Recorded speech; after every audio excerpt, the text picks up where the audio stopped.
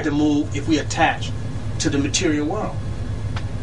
If we attach to all these material objects, how are we going to leave it? How do we move? You can't, because your consciousness is too heavy. Do you follow what I'm saying?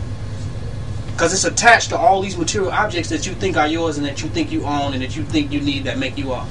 And you can have so much more. Some people are poor because they are attached to what they have. If they let that go, then a lot more could come into their experience. But since they holding on to what they got a closed palm. So if even somebody trying to hand them something, their palm is what? Closed. Grasping what they have. We got to let go of the material objects that we have. Let them flow. If they stay with you, they just like divine relationships. Some stuff you'll just see showing up over and over again. I've noticed in temple building. That just keeps showing up. Somebody bring it, talking about, I don't want that. Certain objects, and I read a book called Holographic Universe, that objects have consciousness to them. It's going to blow some people's mind. That all living space is made up of living atoms and energy. So material objects have consciousness to them. So if a material object don't want to be with you, it's going to leave your ass to it. Do you hear me? And if the energy of a certain material object want to be with you, it will keep showing up in your space through other people. And they'll be giving it to you like, I already got 10 of these. That material object loves you. It's in vibration with your frequency. So you cannot even lose that item. Do y'all hear what I'm saying? It will keep showing up to you. You might not have nothing. What you're trying to get, you might be struggling for, but that same key material item keeps showing up. Why do I keep getting these blue cups? I don't got shit to put in it, but people keep giving me these blue cups. That's telling you something. That the material world that the white man told you was dead is a living entity. Everything is living. But our consciousness separates it and tells us that we possess this. But what you possess possesses you. When people go Christmas shopping for you, they try to buy you the things that want you. They don't ever get you what you want. They say, well, I thought you might need this. What about what I want? This object was in vibration with you, so you attracted it to you. That's the reality.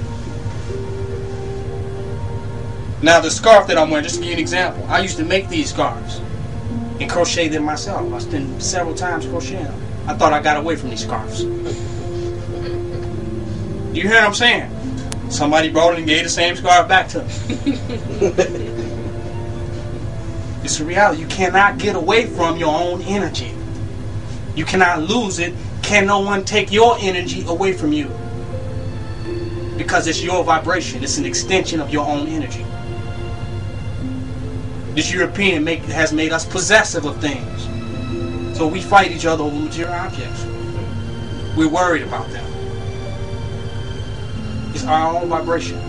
It's our own energy that we attract to us. Nothing can come between that. This is something that we got to realize. Because we try to isolate ourselves. This is what people in their studio apartments and in a 50-room mansions live by themselves. But trying to isolate themselves from other people to maintain their material objects. They say, well, if I give me a house by myself with just me and my wife, then it'd just be me and your wife. Till you leave from work and there's someone else in your wife. You hear what I'm saying?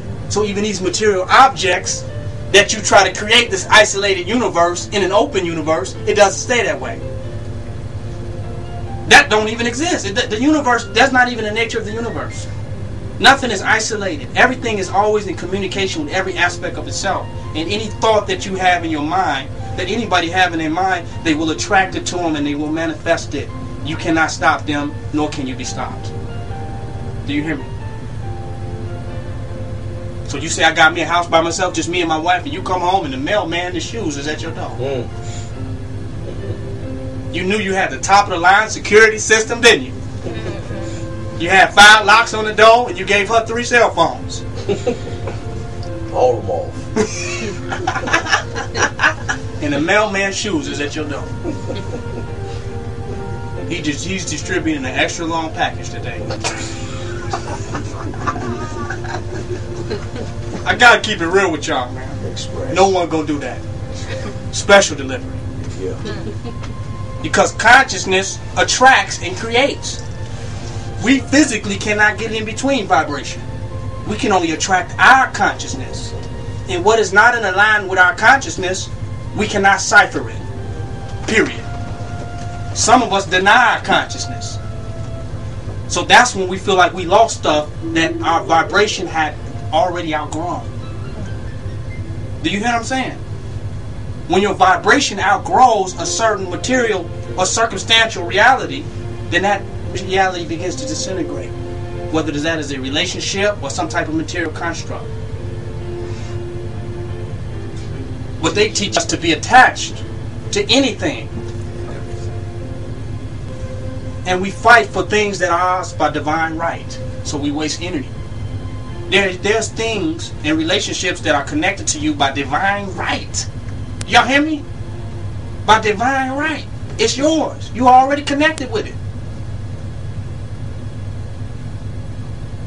It's a woman out here for you that nobody wants but you. It's a man out here but that nobody wants but you. Do you hear what I'm saying? Energetically, it's a reality. They were asked, well, how the hell can you deal with that woman?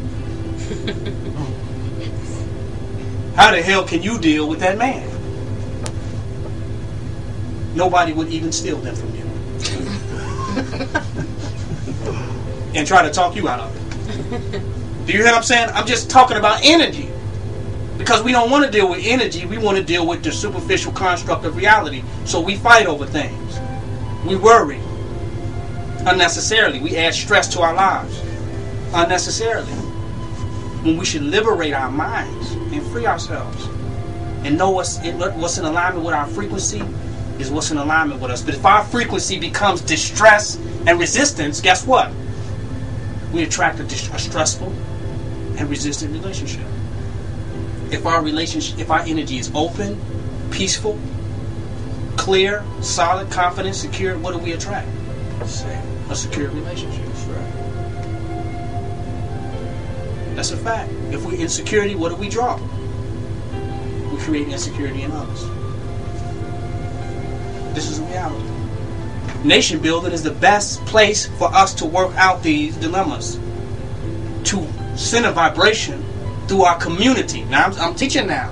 All of us being here and being in this space, you all know we're sending a different vibration through the community. I'm not talking about leafleting, pamphlets, Facebooks. I'm talking about we're sending a vibration of uniformity. We're sending a vibration of communalism. We're sending a vibration of love and peace through our community by even existing like this. That's a fact. So this is a teacher. This is a transformer. Do y'all know about a police station existing in our community is sending a vibration of what? Fear you going to jail? So what is this temple sending in our community? Every institution in a space is sending a vibration through the space of which it exists, whether it is aware of it or not, right? Correct. And a lot of people don't want to even commit crimes around a police station, do they? So what don't people want to do around the energy of this temple that's going on? It's a vibration that's going on here that we're strengthening. That's the real work. We're becoming the vibration that we want to send into the world. And a vibration of fearlessness. A vibration of security.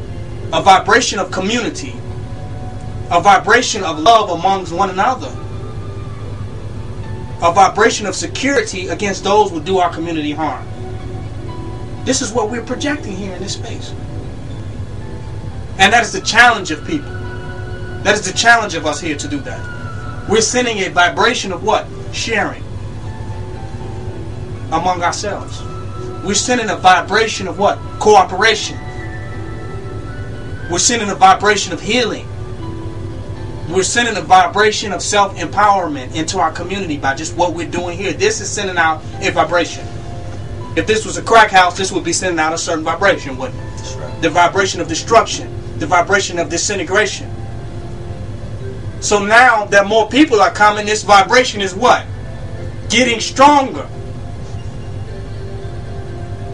Or it's getting weaker. depending on how we are attracting people. What vibration we are bringing them into what we're doing with. That's the reality. So we are challenging people to come and step into a reality center. That's why we call it the Black Enlightenment Reality Center. Not the Black Reality Mythology Presentation Center. But the Black Enlightenment Reality Center. And we're challenging people to come into the reality of the change that they want to see in the world. But the individual that come into it must be willing to go into a level of non-attachment. Go into a level of beingness. Not that going into that is coming into this, is not. But going into that is staying in this. You hear what I'm saying? And that's why I said people come here and come and go. Because but I want to tell you, those people never came into this. Because they never came into the vibration of what it was. They came into their perception of what it should be. But even their perception of what it should be is not based on anything real that they have ever experienced. Oh, this is what the revolution should be. Well, where have you seen a successful revolution manifesting like that? Nowhere. Then how should this be that? What do you see this many black people living together in peace, in harmony, independent of dealing with any devils? So why should this be like anything else you have seen? And why should you impose your shoulds on this? And why are you shoulding all over yourself?